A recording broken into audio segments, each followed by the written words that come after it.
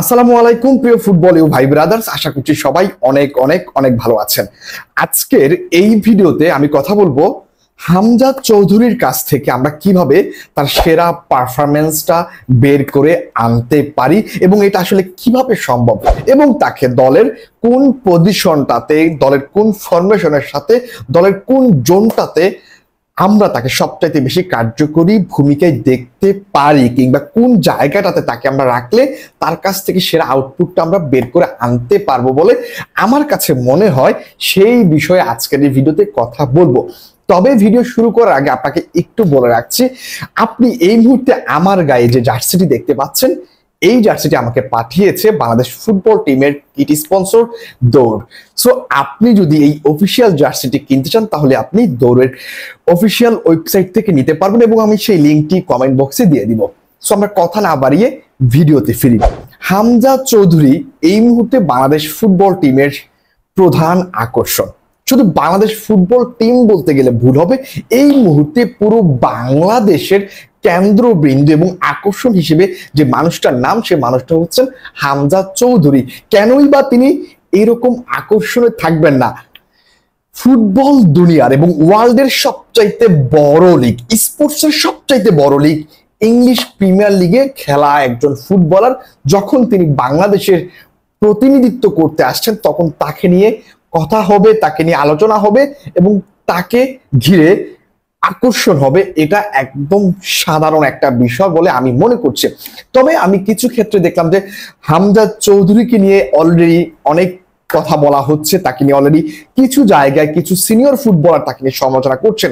But আমার কাছে মনে হয় যারা তাকে নিয়ে সমালোচনা করছেন আদৌ তারা তাকে নিয়ে কথা বলার যোগ্যতা রাখেন কিনা সেই বিষয়টা আমার জানার খুবই ইচ্ছে।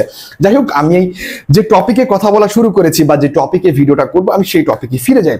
প্রথম কথা হচ্ছে, হামজা চৌধুরীকে দিয়ে যদি আপনি তার বেস্ট পারফরমেন্সটা পেতে চান, তাহলে আপনাকে তার পারফরমেন্সের চাইতে তিনি কোন জায়গাটাতে তিনি আসলে স্বাচ্ছন্দ্য বোধ করেন, তিনি কোন জায়গাটাতে তিনি নিজেকে সেরা মনে করেন এবং তিনি কোন জায়গাটাতে তিনি কমফোর্টেবল ফিল করেন, সেই জিনিসটা আপনাকে বুঝতে হবে। এরপর আপনাকে বুঝতে হবে তিনি বাংলাদেশের সিচুয়েশনে, এশিয়ান কালচার সিচুয়েশনে বা বাংলাদেশের এই অঞ্চলে ফুটবল মাঠের প্রেক্ষাপটে তিনি আসলে কোন জায়গাটা তিনি বেছে নিতে চান। আপনি দেখেন ইউরোপিয়ান ফুটবলের স্টাইল, ইউরোপিয়ান ফুটবলে যে সকল মাঠে খেলা হয় ইউরোপিয়ান ফুটবল, সেই সকল মাঠ আমাদের এই সকল মাঠ কিন্তু এক না।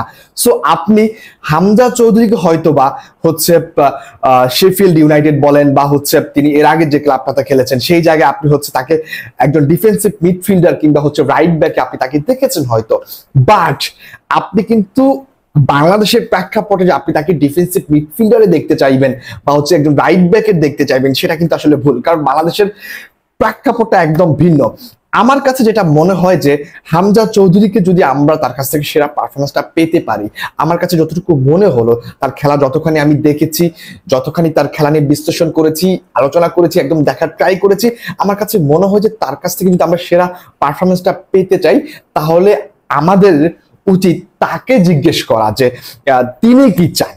হ্যাঁ, হামজা চৌধুরী এই জায়গায় সবচেয়ে বড় ইম্পর্টেন্ট একটা রোল পালন করার কথা। যদি হামজা চৌধুরী নিজে যদি বলেন যে আমি ডিফেন্সিভ মিডফিল্ডার যেহেতু খেলে আসছে দীর্ঘদিন যাবত, আমি ডিফেন্সিভ মিডে খেলতে চাই, বা তিনি যদি বলেন আমি একটু অ্যাটাকিং জোনে খেলতে চাই, অ্যাটাকিং মিড জোনটা বা জোন 14 আশেপাশে অঞ্চলটাতে আমি খেলতে চাই, তাহলে তিনি সেই জায়গায় খেলবেন। আবার যদি তিনি বলেন আমি রাইট উইং থেকে আমি আসলে উইং ধরে খেলতে চাই, আমি উইংটা সামলাতে চাই, তাহলে তিনি সেটাও খেলতে পারেন। বাট আমার কাছে মনে হয় এই জায়গাটাতে হামজার একটা ডিসিশন খুবই গুরুত্বপূর্ণ হতে পারে। এখন আমাদের কোচ ক্যাবরেরা যদি হামজার কাছ থেকে এই সিদ্ধান্ত নিতে চান বা তার পছন্দের জায়গাটা সম্পর্কে তিনি জানতে চান, তাহলে আরো সেরা একটা অপশন আমরা পেতে পারি। তবে আমার দিক থেকে অন্তত আমার কাছে মনে হয়, আমি যতটুকু ফুটবলটাকে বুঝি আমার সাইড থেকে, আমি চাইবো হামজা চৌধুরীকে একটু অ্যাটাকিং জোনে, বিশেষ করে আমাদের যে থ্রি-ম্যান মিডফিল্ডার আছে, সেই মিডফিল্ডারের কিছুটা উপরের দিকে সামনের দিকে আমি হামজা চৌধুরীকে চাইবো। এবং কেন চাইবো সেটাও আমি আপনাদেরকে বলছি। আপনারা সবাই অবগত আছেন বাংলাদেশ ফুটবল টিমের এই মুহূর্তে যদি আপনি তিনটা ভাগ করেন, বা ডিফেন্সিভ যদি আপনি একটা ডিফেন্সিভ এরিয়াতে যদি আপনি একটা ডিফেন্সিভ জোনটাকে আপনি ভাগ করেন, মিডফিল্ডারটাকে যদি আপনি একটা ভাগ করেন, এবং যদি আপনি হচ্ছে আমাদের অ্যাটাকিং জোনটাকে একটা ভাগ করেন, এবং এই তিনটা ভাগের ভিতর যদি আমি আপনাকে বলি যে আমাদের কোন হচ্ছে ভাগটা সবচাইতে সেরা, কিংবা কোন জোনের প্লেয়াররা সবচাইতে বেশি মাঠে ইফেক্ট রাখছেন, তারা ইম্প্যাক্ট রাখছেন, তারা সার্ভাইভ করতেছেন, তাহলে আমি বলবো এই মুহূর্তে বাংলাদেশ ফুটবল টিমের ব্যাকলাইনে যারা খেলছেন তারা সবচাইতে বেশি সার্ভাইভ করছেন মিডফিল্ডার এবং হচ্ছে আমাদের অ্যাটাকিং পজিশনে যারা খেলছেন তাদের চাইতে। আমাদের সবচাইতে বড় প্রবলেম হচ্ছে আমাদের অ্যাটাকিং জোনে, কারণ আমরা অ্যাটাকিং এ ভালো করতে পারতেছি না, আমরা আক্রমণগুলো ভালো করতে পারতেছি না, এবং আমাদের হচ্ছে ফিনিশিং এর একটা প্রবলেম আছে, আমাদের ভালো কোনো ফিনিশার নাই। এই জায়গাটাতে আমাদের অনেক বেশি প্রবলেম। এরপর যে প্রবলেমটা আমার কাছে যেটা মনে হলো সেটা হচ্ছে আমাদের মিডফিল্ডে প্রবলেম রয়েছে। কারণ মিডফিল্ড যদি প্রবলেম থাকে, কিংবা একটা মিডফিল্ডে যদি ভালো করতে না পারে কোনো ম্যাচে, তাহলে কিন্তু ওই দলটা অনেকটাই ব্যাকফুটে চলে যাবে। আপনি জানেন মিডফিল্ড যদি কোনো দলের অ্যাগেইনস্টে যদি ভালো পারফরমেন্স করে বসে, বা তারা হচ্ছে নক করে বসে, তাহলে কিন্তু ওই দলটা একের পর এক অ্যাটাক করতে পারবে, এবং আমাদের ফরওয়ার্ড যারা আছেন তাদেরকে গোল দেওয়ার জন্য সুযোগ করে দিতে পারবেন, ফরওয়ার্ড অ্যাসিস্ট করতে পারবেন, কে পাস করতে পারবেন।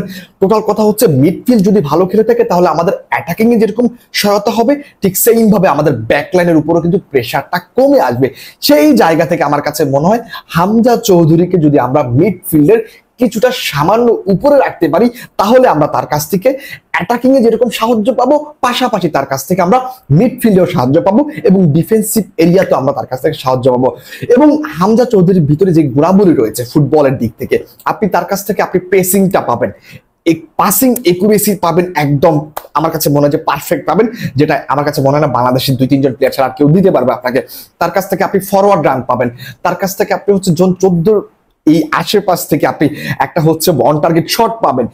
এই জিনিসগুলো আপনি তার কাছ থেকে পাবেন। এবং তিনি যে কাজটা করেন ডিফেন্সিভলি কিন্তু তিনি সলিড, যেহেতু তিনি একজন বক্স টু বক্স প্লেয়ার, তিনি সমানভাবে উপরে উঠতে পারেন, সমানভাবে নিচে নামতে পারেন, তিনি অ্যাটাকিং এ যেরকমটা সাহায্য করতে পারেন, তিনি ডিফেন্সিভলি সেরকম সাহায্য করতে পারেন। সো আমার কাছে এই দিক থেকে মনে হয় যে হামজা চৌধুরীকে যদি আমরা একটু মিডফিল্ডের সামান্য উপরে রাখতে পারি, কিংবা অ্যাটাকিং মিডফিল্ডার রোলটা আমরা তাকে দিতে পারি, তাহলে তার কাছ থেকে আমরা যেরকম অ্যাটাকিং এর সহায়তা পাবো, ঠিক সেইম ভাবে আমরা তার কাছ থেকে মিডফিল্ডের সহায়তা পাবো, এবং ডিফেন্সিভলি সহায়তা তো আমরা তার কাছ থেকে পেতে চলেছি। সো এই হচ্ছে আমার দিক থেকে হামজা চৌধুরীর ব্যাপারে, যে হামজা চৌধুরীকে যদি আমরা এইভাবে খেলাতে পারি, বা এরকম পজিশনে যদি আমরা তাকে শিফট করতে পারি, তাহলে হয়তোবা তার কাছ থেকে আমরা বেস্ট পারফরমেন্সটা পেতে পারি। বাট এখানে আমার কাছে মনে হয় যে সবচেয়ে গুরুত্বপূর্ণ যে ডিসিশনটা সেটা হচ্ছে কোচ এবং হামজা চৌধুরী এই দুইজন মিলে নেবেন। কারণ হামজা চৌধুরীকে কোচ আমার কাছে মনে হয় অবশ্যই তিনি জিজ্ঞেস করবেন যে তুমি আসলে কোন জায়গাটাতে তুমি খেলতে চাও, কিংবা কোচ ট্রেনিং সেশনে দেখবেন যে হামজা চৌধুরী আসলে কোন জায়গাটাতে তিনি স্বাচ্ছন্দ্যভাবে খেলতেছেন, সেই দিক থেকে আসলে বিবেচনা করা হবে শেষ পর্যন্ত তাকে মানে আমরা কোথায় দেখতে পারি। সো শুভকামনা থাকলো বাংলাদেশ ফুটবল টিমের জন্য, এবং শুভকামনা থাকলো হামজা চৌধুরীর জন্য। সবাই ভালো থাকবেন, সুস্থ থাকবেন, আল্লাহ হাফেজ। আর ভিডিওটি যদি ন্যূনতম ভালো লেগে থাকে অবশ্যই ফলো দিতে ভুলবেন না। আল্লাহ হাফেজ, আসসালামু আলাইকুম।